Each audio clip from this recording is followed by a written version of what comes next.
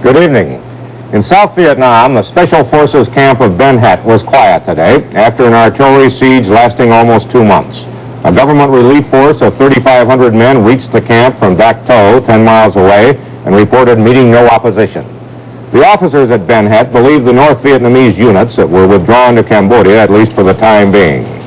This evening, we have some film shot at Ben Het several days ago when the siege was still on. CBS News correspondent Don Webster describes the action. You get about half a second warning that another mortar attack is beginning at Ben Het. The whistling sound and bang of the first mortars is the cue for everyone to get to cover again, and fast. The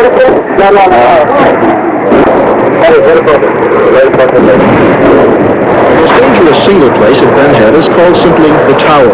It's supposed to be used for observing where the shelling is coming from.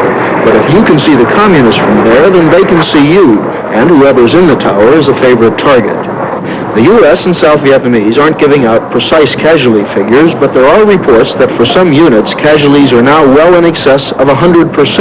That is, some men get wounded and evacuated, replacements come in and they get wounded, and so forth. More men wounded than there are in the unit. Cameraman Sean Flynn, who filmed these scenes, later went on patrol outside the camp perimeter.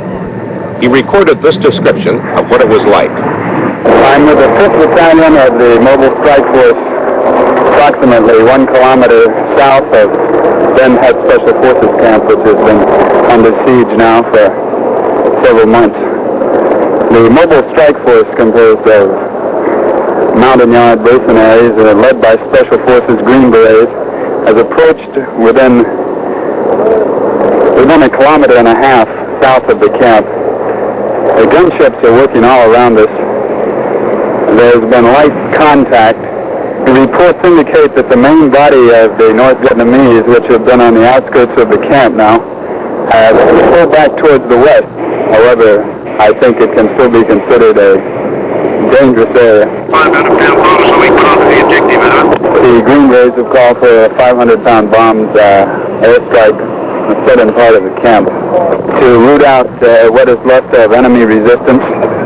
The Special Forces personnel are going to pop some smoke in front of the perimeter to mark our position so that the aircraft will be able to identify our forward lines. Here come the jets.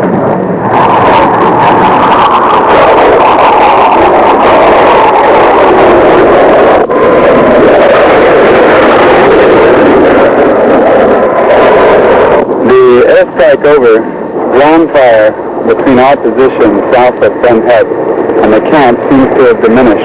As proof of this, the light observation helicopters are making sweeps very low, approximately 30 feet, hoping to draw fire. If they do, heavily armed gunships will come in behind them to try and suppress it. The position of the enemy now is untenable. The Mobile Strike Force is now going out in company strength towards the west and will try to move behind the camp and mop up what is left of the North Vietnamese forces. In fighting today, American troops reported killing 73 North Vietnamese in battles near Tay Ninh City and the abandoned combat base at Khe Sanh.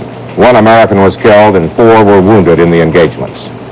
The UN ambassadors of the United States, Russia, France, and Britain recessed their efforts today to find a Middle East peace formula. They have held 15 meetings to date, and progress reportedly has been slow.